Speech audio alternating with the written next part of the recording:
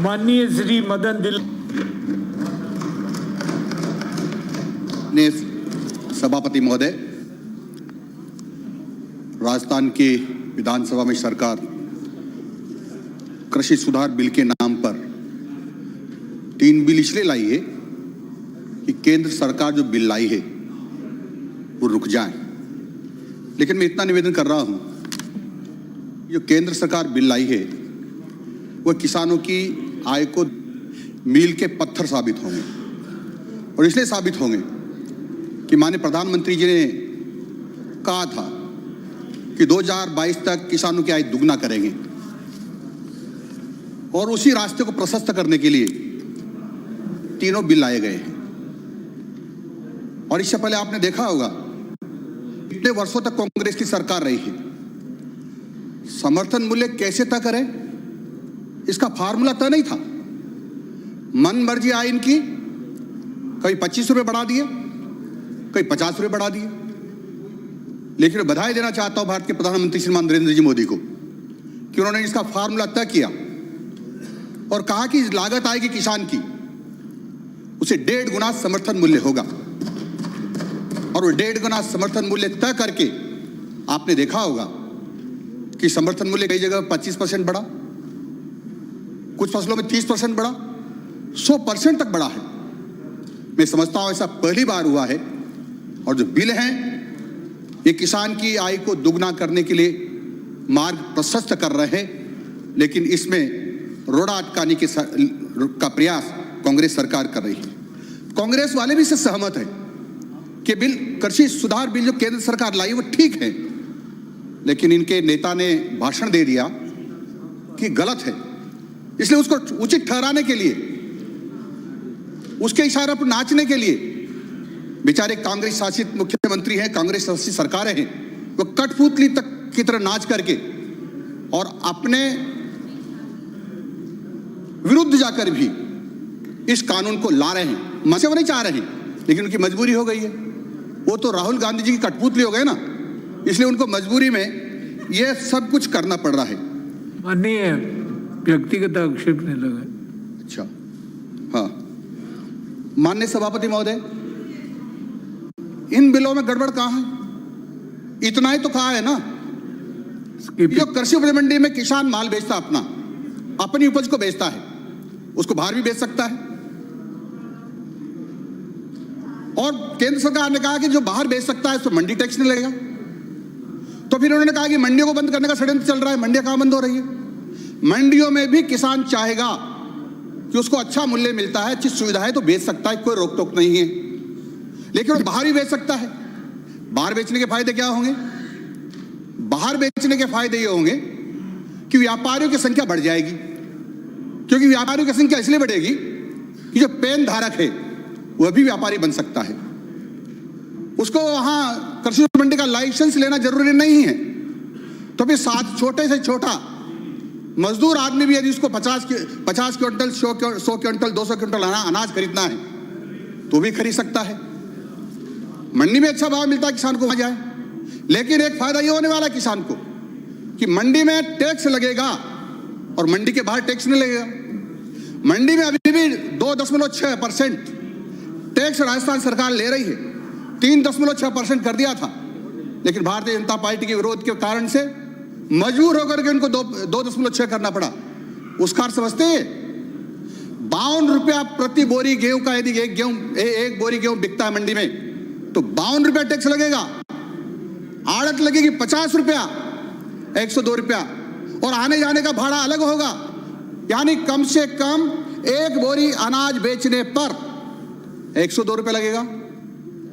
और यदि वह 10 बीघे का गेहूं लेकर के आता है और 1 बीघा में 10 बोरी गेहूं निकलता है तो 10,000 रुपये से ज्यादा टैक्स लगेगा। और इस अनुपात में दूसरी फसल निकलती है तो किसान को 20,000 रुपये का टैक्स ये सरकार लेना चाहती है, इसे बाहर नहीं बेचने देना चाहती। और इसीलिए इस कानून में लाए जो उसमें ला रहे हैं संशोधन, क्या ला रहे हैं? बाहर बेचने वाले के ऊपर भी मंडी टैक्स लगेगा। इसका मतलब जबरदस्ती उससे भी 20,000 रुपये प्रतिवर्ष 10 बीघे काश्तकार से वसूले जाएंगे। ये क्या है? ये कह रहे पंजाब की तर्ज पर ला रहे हैं। पंजाब की तर्ज का नाम लेकर के 8.5% लगाएंगे टैक्स। ये 8.5% का मतलब कि इतना होगा 300, लगभग 300 रुपए एक बोरी पर टैक्स लेगी ये सरकार। ये किसानों को लूटने का षड्यंत्र कर रही है या उनको राहत देने का षड्यंत्र कर रही है? ये किसानों को लूटने का षड्यंत्र कर रही है। इनको ये पता नहीं है। इन्होंने कहा करार करेंगे तो बहुत बड़ी कंपनियां आ जाएंगी और उनकी जमीनों पर कब्जे कर लेंगे। केंद्र सरकार के जो कृषि सुधार बिल है, ये कानून है, उसमें प्रावधान है कि जो उनका करार होगा फसल पर होगा, जमीन पर नहीं होगा। इसलिए किसी भी कीमत पर कोई भी दुनिया की कोई ताकत उसकी जमीन पर कब्जा नहीं कर सकती है। ये कांग्रेस के लोग किसानों को भ्रमित करने की कोशिश कर रहे हैं, जिसमें सफल नहीं होंगे। माननीय सभापति महोदय, यह भी कहना चाहता हूं, जब व्यापारियों की संख्या बढ़ जाएगी और बेचने वाले वही होंगे तो 2 पैसे ज्यादा मिलेगा नहीं मिलेगा। और जो बाहर किसान को मंडी टैक्स, व्यापारी को मंडी टैक्स नहीं लगेगा तो 2 पैसा किसान को ज्यादा देगा कि नहीं देगा? देगा। लेकिन ये इस बात को मानने को तैयार नहीं है। इनके पेट नहीं भर पाएंगे ना, इनके भ्रष्टाचार नहीं हो पाएंगे। इसके कारण से इस प्रकार का षड्यंत्र कर रहे हैं। ये कर रहे हैं किसान बर्बाद हो जाएगा। कैसे बर्बाद हो जाएगा? किसान को स्वतंत्रता दी ये कॉन्ट्रैक्ट फार्मिंग में, क्यों वह किसी भी कंपनी से या खरीद समूह से भी करार कर सकता है। करार ये कर सकता है कि खरीद जब मेरी फसल पैदा होगी तो मैं इस भाव में बेचूंगा। व्यापारी चाहेगा तो उससे करार करेगा और उसने करार कर लिया और बेचते समय भाव बढ़ गया तो व्यापारी खरीदने के लिए मजबूर होगा, क्योंकि सरकार ने इसे प्रावधान किए हैं कि जितनी, यदि वो नहीं लेगा, पीछे हटता है, तो जितनी फसल उसकी है उसका 1.5 गुना जुर्माना होगा, शास्ति देनी पड़ेगी। और उससे भी आनाकानी करेगा तो 5 लाख रुपए और उसको दंड देना पड़ेगा। तो क्या सोचेगा वो व्यापारी? मेरा ज्यादा नुकसान होगा, इसलिए खरीदेगा। दूसरा पहलू देखिए इसमें, यदि व्यापारी ने करार कर लिया और भाव बढ़ गया है तो किसान उसको, उस फसल को उस भाव, करार किए भाव में बेचने के लिए मजबूर नहीं है। उसको ये स्वतंत्रता दी गई है कि जिस भाव बढ़ गया है उससे वो कह सकता है व्यापारी से भाव बढ़ गया है, इस भाव में जो मार्केट में बिक रहा है उसमें आपको लेना है क्या? यदि चाहेगा तो लेगा, नहीं तो खुले मार्केट में बेच सकता है। ये प्रावधान किया गया है। क्या इनको अच्छा नहीं लग रहा? क्या ये किसान के हितैषी जिस प्रकार की बात कर रहे हैं, ये किसान के विरोधी हैं। ये किसान को इस प्रकार की स्वतंत्रता मिल रही है, उसमें रोड़ा अटकाना चाहते हैं। इसलिए ये किसान को की दुगनी आय करने वाला है। किसान के बच्चों के चेहरे पर, किसान के चेहरों पर, किसान की महिलाओं के चेहरों पर चमक लाने वाला है। वह भी अच्छी ड्रेस पहन सकते हैं, वह भी अच्छी स्कूल में पढ़ सकते हैं, वो भी अच्छा भोजन कर सकते हैं। पर ये ऐसा होगा तो इनके पीड़ा होती है, क्योंकि इनके खर्चे कहाँ से चलेंगे? बड़े व्यापारी इनका थोड़ा सांठ-गांठ है, इसलिए इस प्रकार का षड्यंत्र करके और इस बिल पर रोड़ा अटकाना चाहते हैं। माननीय सभापति महोदय, इन्हीं की सरकार के केंद्र में जब प्रधानमंत्री थे मनमोहन सिंह जी, उन्होंने भी कहा था कि कृषि सुधार बिल लाएंगे, उसमें संशोधन करेंगे और जो कृषि मंडियों के कानून है उसमें भी संशोधन करेंगे। ये भी खुद अपने घोषणा पत्र में कहते हैं, फिर थूक करके क्यों चाट रहे हैं? ऐसा कैसे आदत पड़ गई इनको झूठ बोलने की? राजस्थान के लोगों को गुमराह करने की कैसे आदत हो गई इनको? राजस्थान के किसानों को क्या बेवकूफ समझते हैं? अब राजस्थान के किसान पढ़ा लिखा होने लग गया है, अपना नफा और नुकसान समझने लग गया है। वो सब समझ करके ही अपनी बात को समझता है, इसलिए आपके बुलावे में आने वाला नहीं है। ये जो आंदोलन हो रहे हैं ना, ये प्रायोजित है। आप भी जानते किसके प्रायोजित है? ये इनके प्रायोजित है। ये षड्यंत्र है किसानों के खिलाफ। ये किसानों के खिलाफ षड्यंत्र है। ये किसानों की आय जो दुगनी करना चाहते हैं उस पर रोड़ा डालना चाहते हैं। ये लगातार हल्ला करते थे, हम भी मांग करते थे कि किसान संगठन मांग करते थे स्वामीनाथन की रिपोर्ट को लागू करो, जो स्वामीनाथन आयोग ने रिपोर्ट दी उसको लागू करो। उसको भारत सरकार ने, यानी माननीय नरेंद्र जी मोदी ने, प्रधानमंत्री जी ने लागू किया तो उनके पेट में दर्द हो रहा है। पहले क्यों कर रहे थे? पहले क्यों मांग कर रहे थे? आप क्यों मुकर रहे हो? क्या परेशानी आ गई ऐसी? कारण तो बताना चाहिए ना। मेरे सामने 3 मंत्रियों ने अपने भाषण दिए हैं, कोई तार्किक भाषण नहीं, कोई तर्क नहीं, और कौन सी बात को खंडित करना चाह रहे उसका उल्लेख नहीं, ऐसे ही दे रहे हैं। कोई समझ ही नहीं है, कोई पढ़ के ही नहीं आए हैं, कोई जानकारी नहीं है, और इसलिए ये कह रहे हैं कि एमएसपी लागू, एमएसपी ये करार पर जो सौदा होगा उस पर एमएसपी लागू करना चाहते हैं, मंडी में क्यों नहीं करना चाहते? मंडी में जो अनाज बिकेगा उस पर एमएसपी लागू क्यों नहीं होनी चाहिए? ये क्यों नहीं बोल रहे हैं? इनके मुंह सिल गए क्या? क्या इनकी जवान को लकवा मार गए क्या कि मंडी में तो एमएसपी लागू ना हो लेकिन करार पर लागू हो? ये दोहरा चरित्र क्यों है इनका? इनको बताना पड़ेगा, राजस्थान की जनता को, राजस्थान के किसानों को बताना पड़ेगा, और इनको चाहिए कि जो भारत सरकार नहीं खरीदते एमएसपी पर, उसका सारा का सारा उपज किसानों की होगी, वो सारी की सारी उपज राजस्थान सरकार अपने पैसे से उसको समर्थन मूल्य पर खरीदेगी। क्यों नहीं करना चाहती है? क्या हो गया इनको? इनको चाहिए था ये बातें कहना, नहीं करना चाहती हैं, नहीं करना चाहती हैं। ये किसान के विरोधी हैं, किसान को लूटना चाहते हैं, इसलिए इस प्रकार की चर्चा नहीं करना चाहती हैं।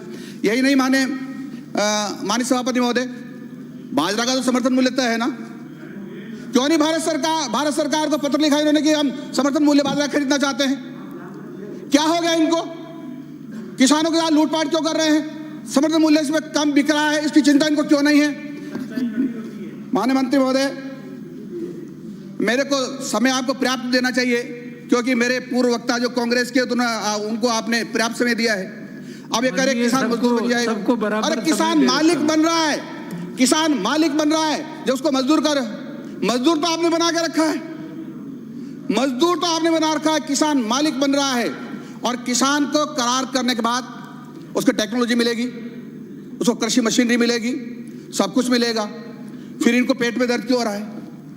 माननीय समय समाप्त हो गया, प्लीज। हाँ, और ये कह रहे कि 60,000 व्यापारी है।